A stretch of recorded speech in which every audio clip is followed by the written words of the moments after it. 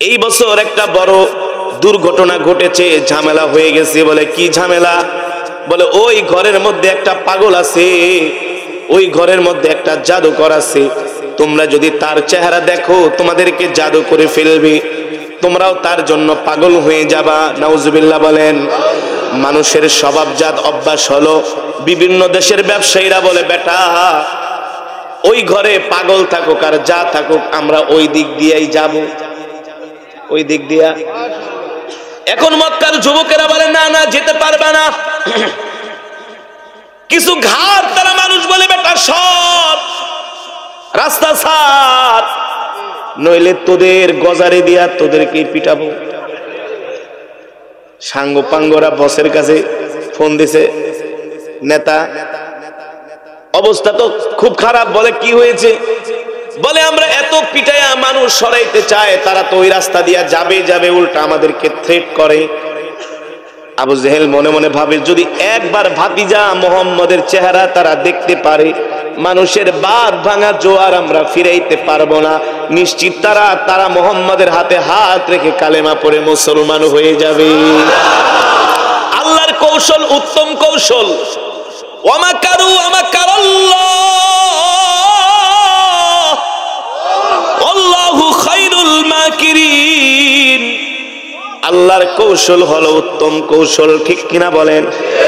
সারা পৃথিবীর কাফেরেরা ইসলামকে দমাইতে চায়, ইসলামকে মিটাইতে চায়, কিন্তু দিন দিন দিন দিন অমুসলিমরা আরো কালেমা পড়ে মুসলমান হচ্ছে। জানেন না? মুসলমান হচ্ছে অমুসলিমরা। এই বর্তমানে পত্রিকার রিপোর্ট, ওআইসির রিপোর্ট, দৈনিক 8,500 কাফের কালেমা পড়ে মুসলমান হচ্ছে। আরো জোরে সুবহানাল্লাহ বলেন। কয় হাজার? এত কৌশল কইরা এত কিছু কইরা বাংলাদেশের ওয়াজ মাহফিল দিন দিন বাড়তেই আছে, বাড়তেই থাকবে, কমবে না ইনশাআল্লাহ, কমবে না ইনশাআল্লাহ। এদেশের মুসলমান দিনের বেলা কাজ করে রাত্রে এসে ওয়াজ শোনে। শুধু এখানেই শেষ না, আমরা দিনের বেলা এখন ওয়াজ করি, কাজ কাম বাদ দিয়েও দিনে এসে ওয়াজ শোনে। আলহামদুলিল্লাহ বলেন। আগামীর দিন মুসলমানের দিন, আগামীর বিশ্ব মুসলমানের বিশ্ব, ঠিক কিনা বলেন?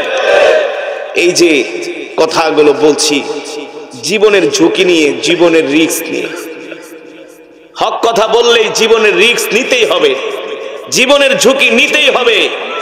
আপনি কবরের নিচে ওয়াজ করেন, কোনো ঝুঁকি নাই, জীবনের কোনো কি নাই, রিস্ক নাই। যখন হক কথা বলবেন তখন আপনার জীবনের কি আছে?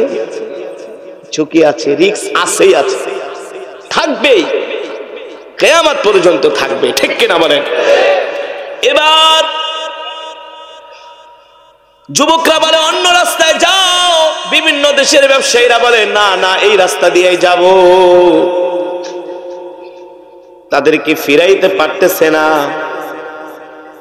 যুবকেরা পিটায় পিটায় ওই রাস্তা থেকে সরানোর চেষ্টা করে। বিভিন্ন দেশের ব্যবসায়ীরা বলে বেটা আরেকবার যদি আমাদের সাথে খারাপ আচরণ করো, আমরা তোমাদের মক্কায় ব্যবসা করব না, নিজের দেশে চলে যাব। আর নিজের দেশে যদি চলে যায় তাহলে তোদের অর্থনীতির 12টা বাজবে।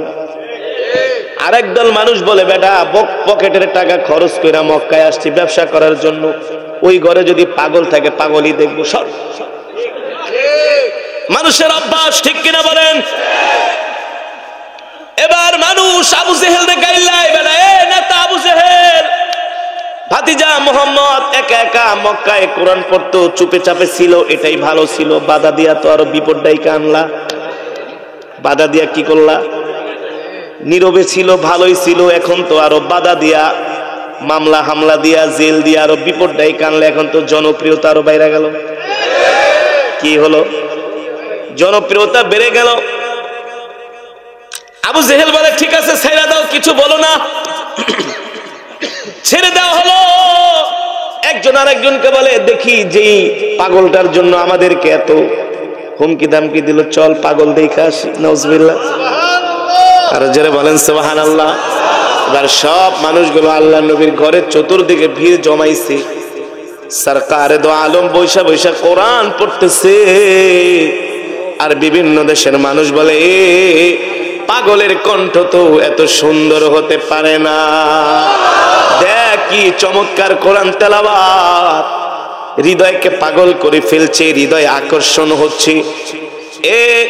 আরেকটু কাছে যায়, আরেকটু কাছে যায়, নবীজির একেবারে কাছাকাছি যে চেহারার দিকে তাকায় একজন আর একজনকে বলে, পাগলের চেহারা তো এত সুন্দর হইতে পারে না।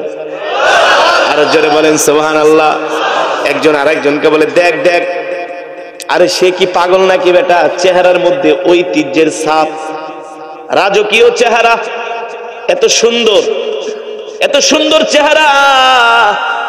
কেউ কেউ বলে মনে হয় পূর্ণিমার চাঁদ ঘরের ভিতরে চলে আসছে।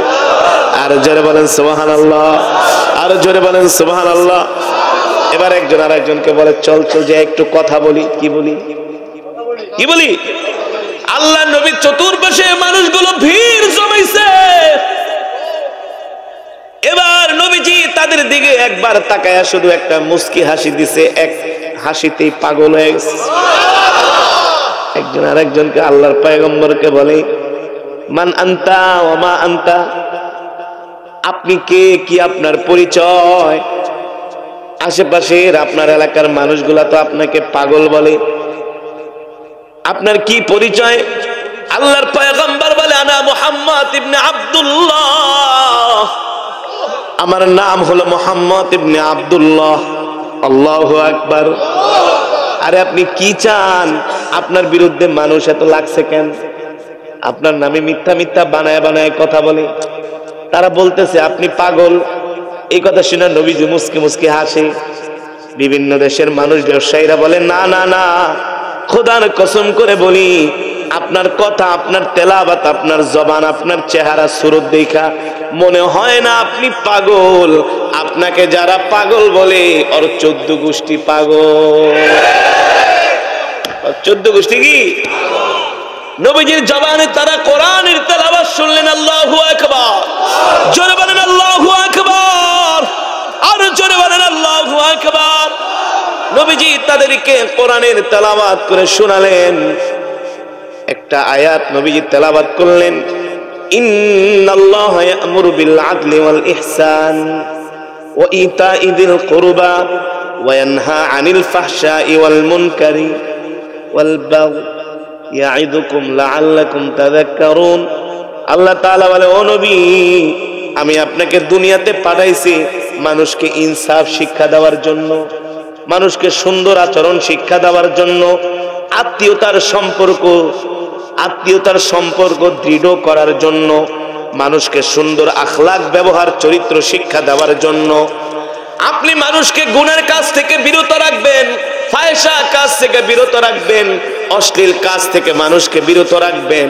মানুষ যাতে গুনার কাজ না করে, ফাহিশা কাজ না করে, জিনা ব্যভিচার না করে, মানুষ যাতে মানুষের উপর অত্যাচার জুলুম নির্যাতন না করে, মানুষ মানুষের সাথে যাতে সুন্দর আচরণ করে, আর এক মুসলমান আর এক মুসলমানের সাথে যাতে ইনসাফপূর্ণ আচরণ করে।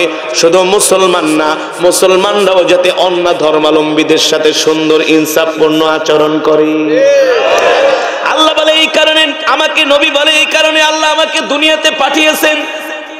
একজন আর একজন বলে, বাহ চমৎকার, আপনার মিশন তো অনেক সুন্দর, আপনার কথাগুলো তো অনেক সুন্দর, আপনার চিন্তা চেতনা তো অনেক সুন্দর। খোদার কসম করে বলি, আপনার মতো এত সুন্দর কথা আজ পর্যন্ত আমাদের কেউ বলে না। আজ পর্যন্ত আমাদের কেউ কি করে নাই?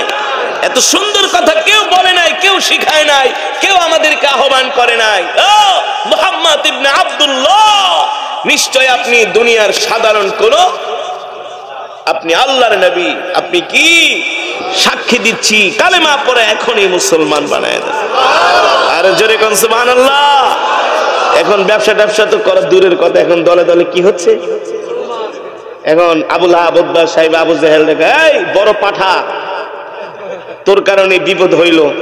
বাতিজা চুপচাপ আসিল, একা একা বসে বসে কোরআন তেলাওয়াত করতো, আমাদেরকে দাওয়াত ঠাওয়াত দিত। আমরা তো মানি না। যারা মানে তারা কালেমা পড়ে মুসলমান হয়েছিল, হোক, দাওয়াতটা মক্কার মধ্যেই থাকতো। এখন বেশি বুঝতে যায় এই কোরআনের দাওয়াত এখন শুধু মক্কায় নাই, বিভিন্ন দেশে বিনা কষ্টে, বিনা লিফলেটে, বিনা মাইকিনে, বিনা প্রচারে, বিনা টাকায়, বিনা খরচে আমরা এই মোহাম্মদের এবার কোরআনের দাওয়াত দিয়ে দিলাম। কৌশল কার? আরো জোরে বলেন কার? আল্লাহর কৌশল, উত্তম কৌশল, ঠিক কিনা বলেন? এই কারণে মেরে দোস্ত বুজুর্গ ভাই মুসলমান, আমাদের কথা শুনে রাগ করেন না, আমাদের কথায় কষ্ট পায়েন না। যদি আমরা কোরআন থেকে কথা বলি মানবেন, যদি ব্যক্তি স্বার্থে বলি মানার দরকার নাই। কিন্তু কোরআন থেকে, দিন থেকে, ইসলামের পক্ষে কথা বললে আপনাকে মানতেই হবে, এনি হাউ। কি করতে হবে? মানতে হবে, এটা আমাদের দায়িত্ব। আল্লাহর নবী নাই, এই দায়িত্ব আমাদের কাঁধে চলে আসছে, ঠিক কিনা বলেন? তারপরেও আমরা রক্তে মাংসে মানুষ, আমাদের দুই একটা ভুল ত্রুটিও কি হতে পারে। এই কারণে আমাদের ভুল ত্রুটি একেবারে ঢোল বাজায়া প্রচার করবেন আপনারা যে দুধের দোয়া তুলসী পাতা, এমন না। আলেমরাই হচ্ছে এই জমিনের মধ্যে সবচাইতে ভদ্র, সভ্য, শান্ত, ঠিক কিনা বলেন? আলেমরাই হচ্ছে আল্লাহকে ভয় করে। বলছেন কে? বলছেন কে?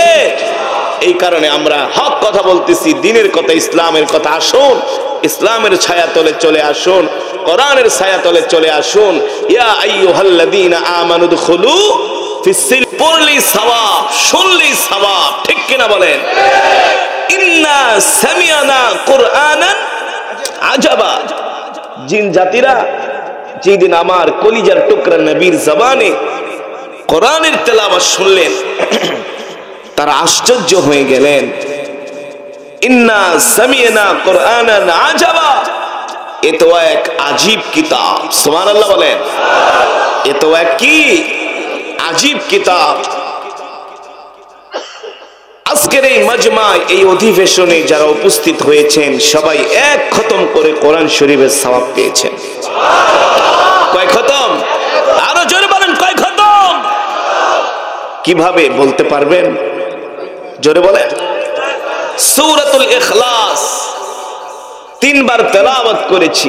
সাহাবী আবু সাঈদ আল খুদরি রাদিয়াল্লাহু তাআলা আনহু থেকে হাদিসটা বর্ণিত, সহিহ হাদিস, সহিহ হাদিস। যারা বলে কোরআনের অর্থ না বুঝা পড়লে কোনো ফায়দা নাই, বলে কি বলে না? এমন কিছু মানুষ আছে কি আছে না? এমন কিছু আলেম আছে কি আছে না? তারা নামধারী আলেম। চ্যালেঞ্জ করলাম, চ্যালেঞ্জ। দেখবেন অনেক টেলিভিশনে, অনেক টক শোতে কিছু, এগুলো হচ্ছে মূর্খ মার্কা আলেম। আসলে কোরআন হাদিসের গভীর জ্ঞান তাদের নাই, ভাষা ভাষা কিছু এলেম শিখছে, রিসার্চ করে, গবেষণা করে, দেখা শোনা, অথচ তারা জানে না এই কোরআন এমন এক কিতাব। আল্লাহ কোরআন নাজিল করেছে বিশ্ব নবীর উপরে, কলিজার টুকরা রাহমাতুল লিল আলামিনের উপরে কোরআন নাজিল করেছে, ঠিক কিনা বলেন? নবীজি নিজে কোরআন পড়তেন। নিজে কি করতেন? কেমন কোরআন পড়তেন? কাবার চত্বরে নবী কোরআন পড়তেন। পয়গম্বরের কোরআন শোনার জন্য, কলিজার টুকরা বিশ্ব নবীর কোরআন শোনার জন্য মক্কার কাফেরেরা বাইতুল্লাহর চতুর্পাশে ভিড় জমাতো, ভিড়। আরো জোরে বলেন সুবহানাল্লাহ। আবু জেহেল, উতবা, শাইবা, আবু লাহাব, আবু সুফিয়ানের মতো বড় বড় প্রতাপশালী নেতা কাফেরেরা পয়গম্বরের জবানে কোরআন শুনতেন। এমনকি শুধু তারা না, তাদের সন্তানরা পর্যন্ত এসে কোরআন শুনতেন, ঠিক কিনা বলেন?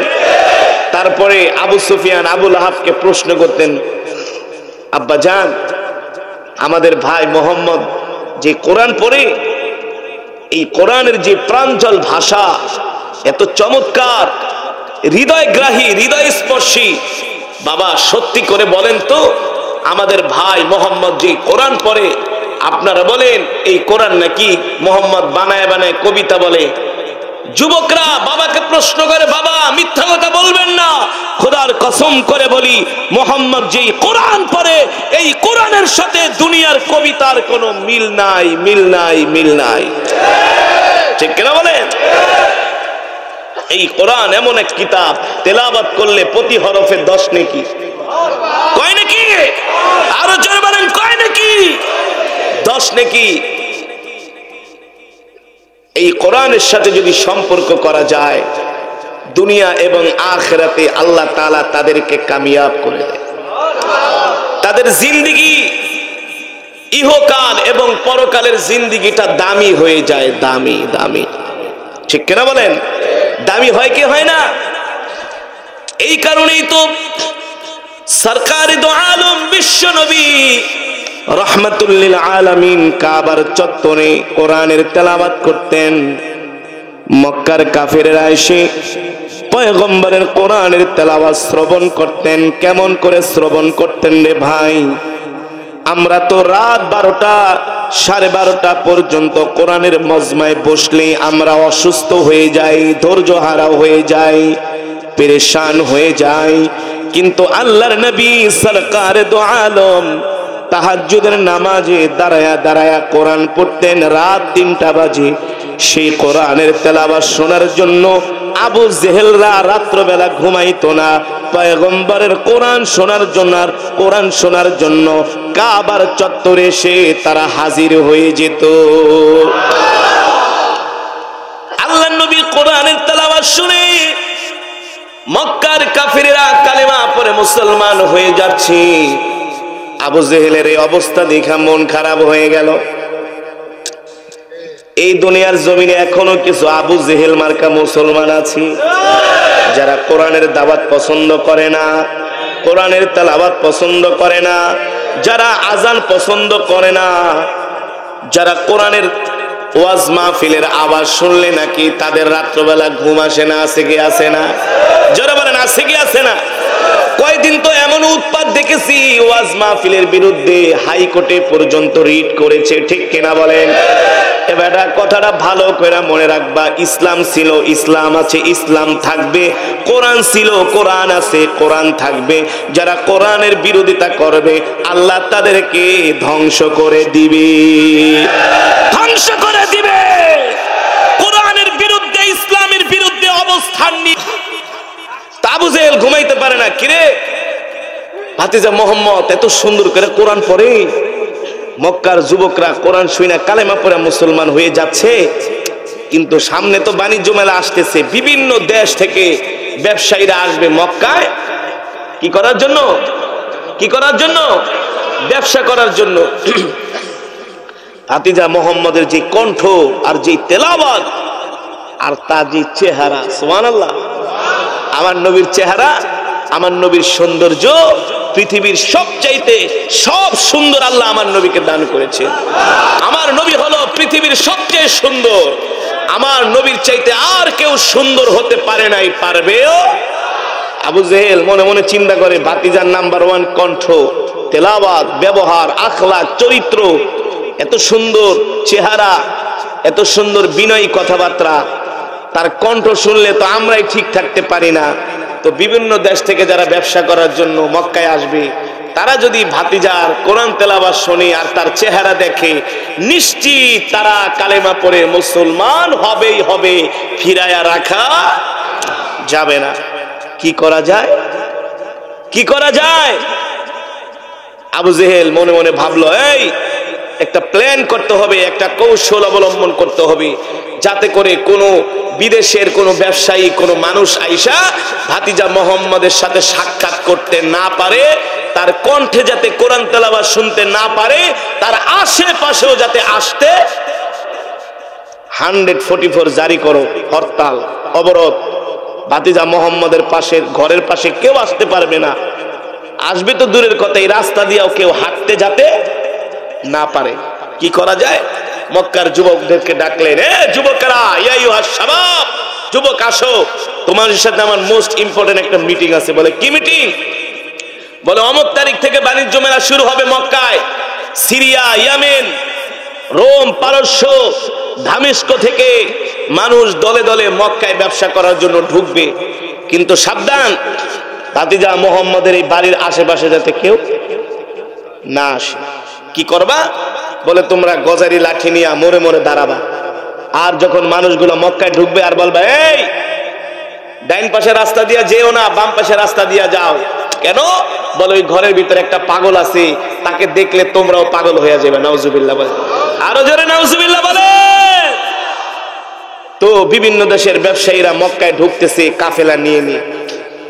এই বছর যে অবস্থা, গত বছর এই অবস্থা কি ছিল না? রাস্তাঘাট গরম, লাঠি লাঠি লিয়ে দাঁড়ায় আছে।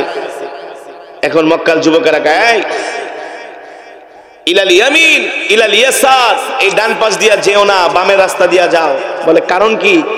বলে ওই ঘরের ভিতরে একটা পাগল বসে আছে, তাকে দেখলে কিন্তু তোমরাও পাগল হয়ে যাইবা, তোমাদেরকে সে জাদু করে ফেলবে, সে নাম্বার 1 জাদুকর। নাউজুবিল্লাহ বলেন। কিন্তু মানুষের একটা স্বভাবজাত অভ্যাস হলো, কিউরিসিটি হলো, যেই সব বিষয় থেকে মানুষকে নিষেধ করা হয় ওই বিষয় আরো মানুষ আরো বেশি করে করে।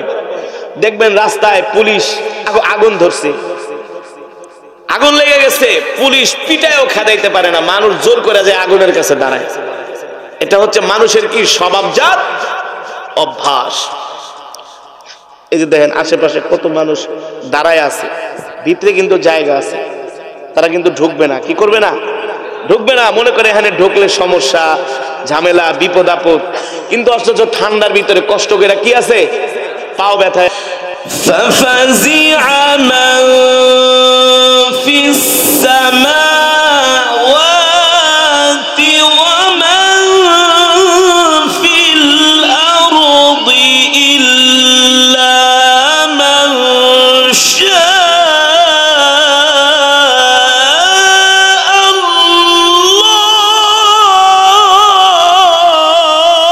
الله. لله التكبير، لله التكبير.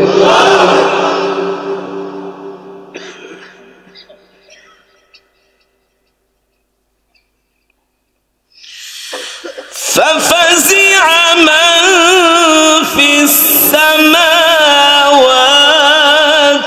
ومن في الأرض إلا من شاء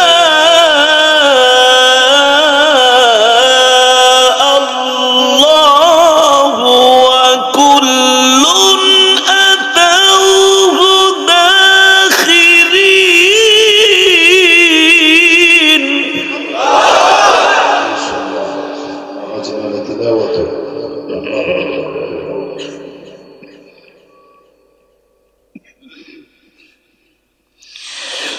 وكل أتوه داخرين.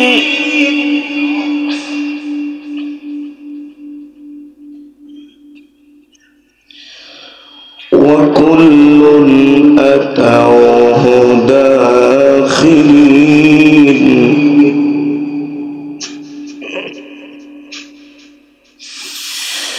ففزع من في السماوات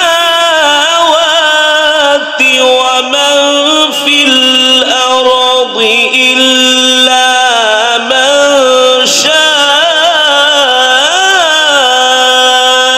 الله وكل أتوه داخرين.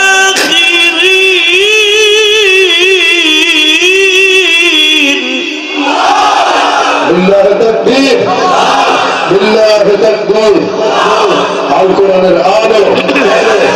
لله التكبير. وترى الجبال تحسبها جامدة وهي تمر مر السحاب.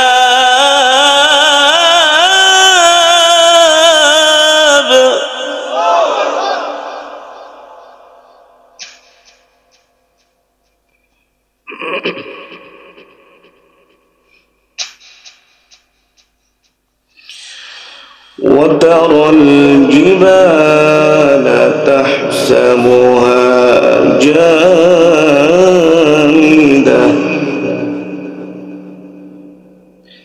সাউন্ড তাই না ধরে বাইরে না, গলা ভাইয়া বোয়া বেশি বের হবে চাপ দিলে, তাই না ধরে كات كات بسم الله بسم الله وترى الجبال تحسبها جامدة وهي تمر مر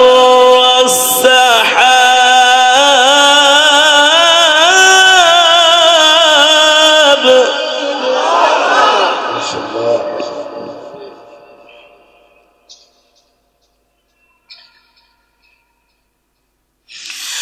صنع الله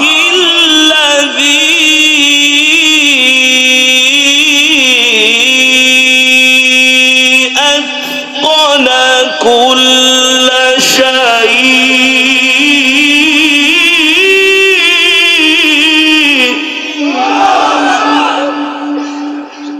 ما شاء الله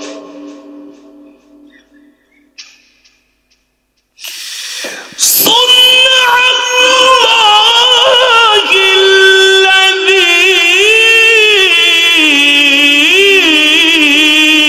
الذي أتقن كل شيء إنه خبير بما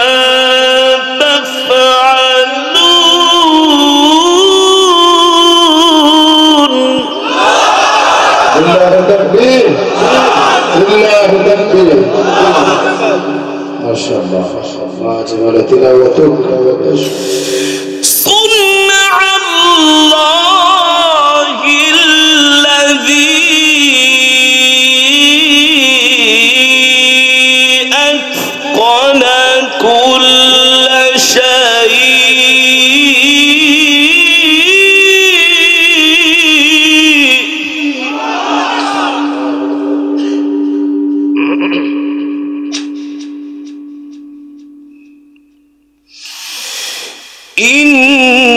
إنه خبير بما تفعلون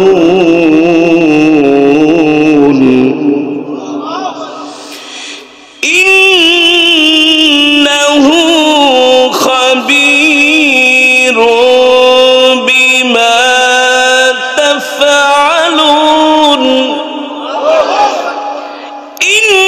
إنه خبير بما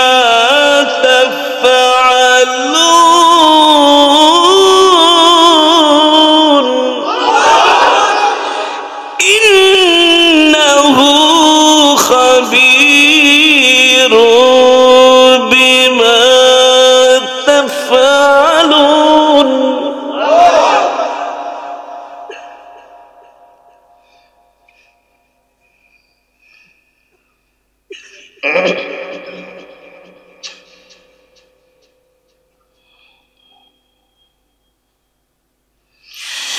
من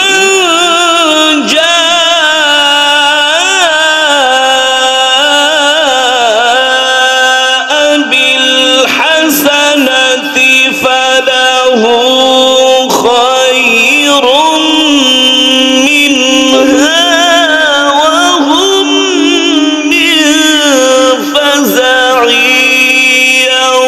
يومئذ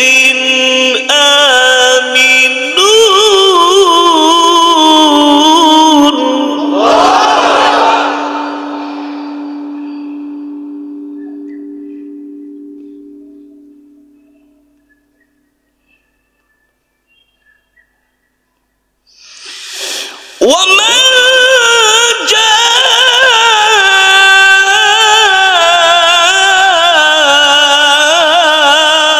جاء بالسيئة فكبت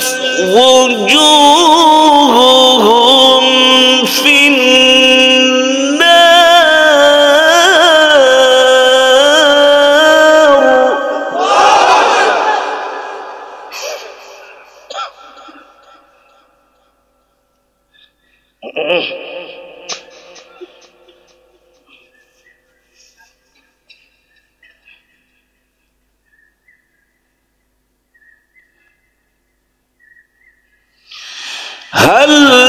تجزون إلا ما كنتم تعملون هل تجزون إلا ما كنتم تعملون هل تجزون إلا ما كنتم تعملون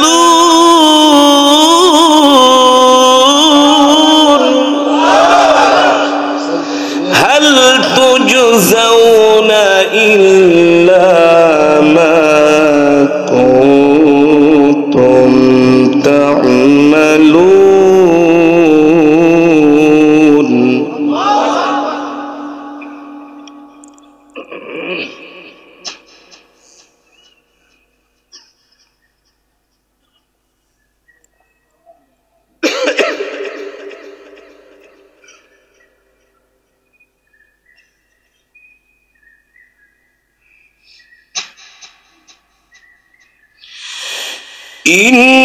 إنما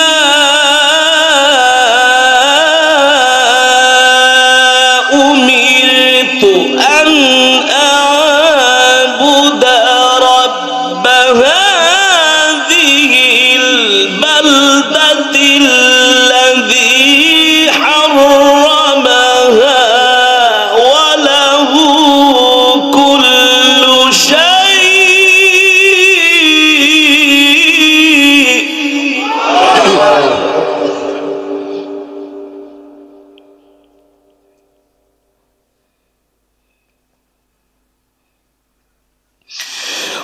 وأمرت أن أكون من المسلمين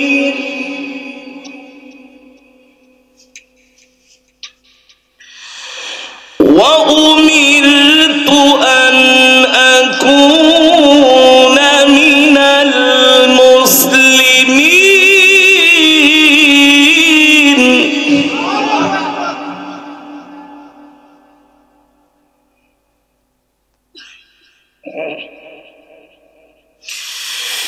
إنما أمرت أن أعبد رب هذه البلدة الذي حرمها وله كل شيء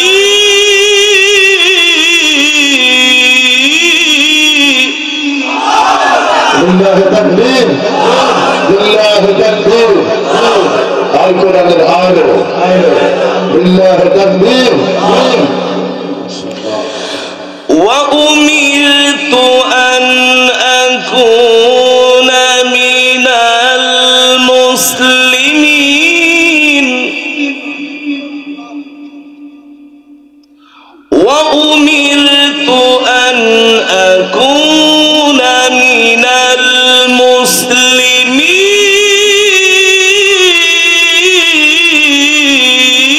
المسلمين وأن أتلو القرآن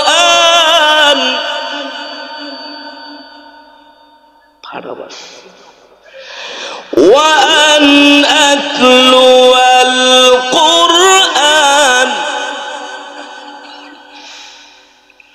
وأن أتلو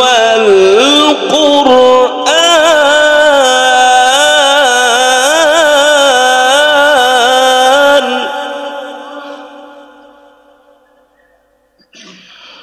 وأن أتلو القرآن وأن أتلو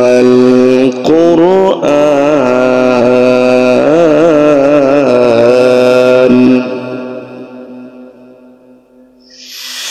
فمن اهتدى فإنما يهتدي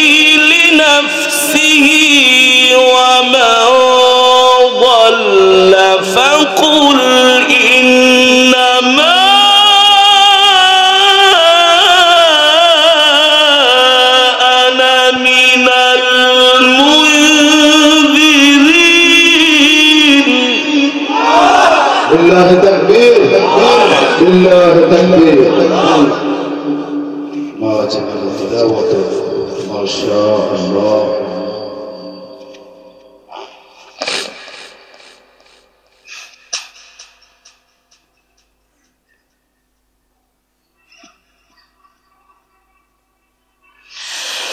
وقل الحمد لله سيريكم آياته فتعلن عما تعملون.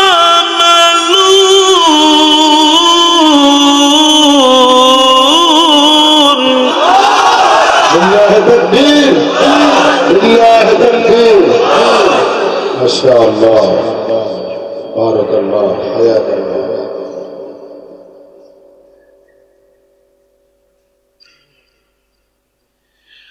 الله أكبر ولله الحمد. بسم الله الرحمن الرحيم. قل هو الله.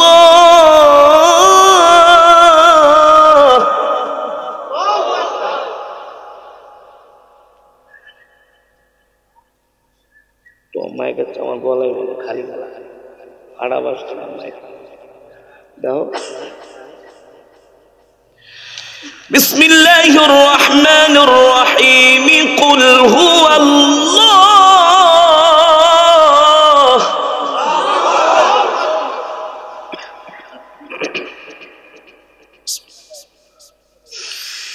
قل هو الله أحد الله الصمد لم يلد ولم يولد ولم يكن له كفوا أحد. بسم الله الرحمن الرحيم. قل هو الله. لله تكبير لله تكبير.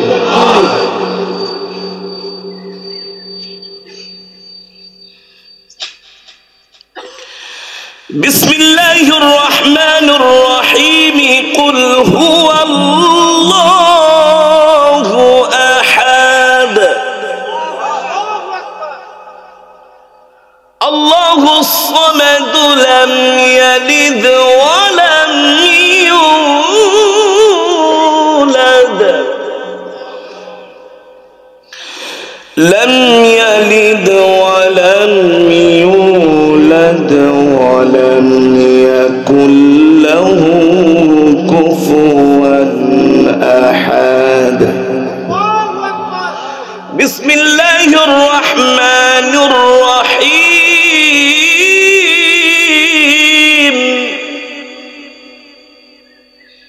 بسم الله الرحمن الرحيم.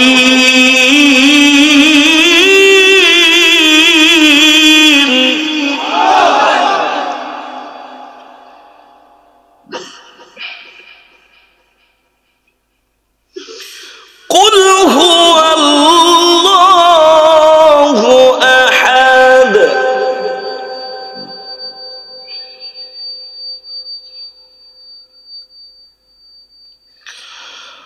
الله الصمد لم يلد ولم يولد لم يلد ولم يولد ولم يكن له كفوا أحد.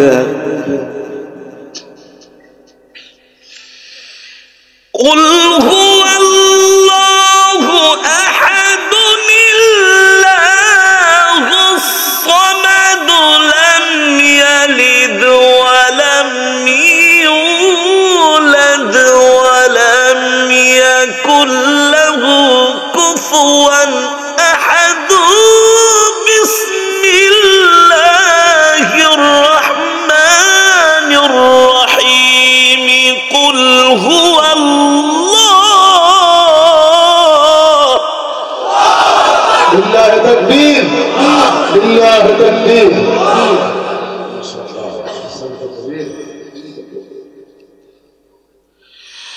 বিসমিল্লাহির রহমানির রহিম কুল হুয়াল্লাহু আহাদ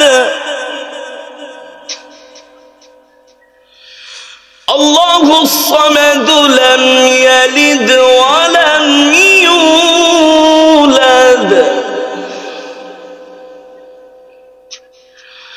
لم يلد ولم يولد ولم يكن له كفوا أحد لم يلد ولم يولد ولم يكن له كفوا أحد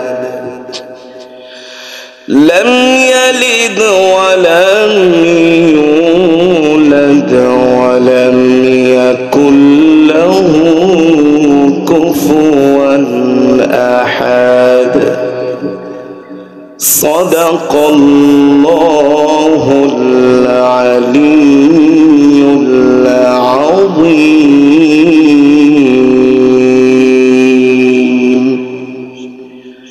আমরা সকলে বলি আলহামদুলিল্লাহ আরো মুহাব্বতের সাথে বলি আলহামদুলিল্লাহ সম্মানিত হাজিরিন কোরআনুল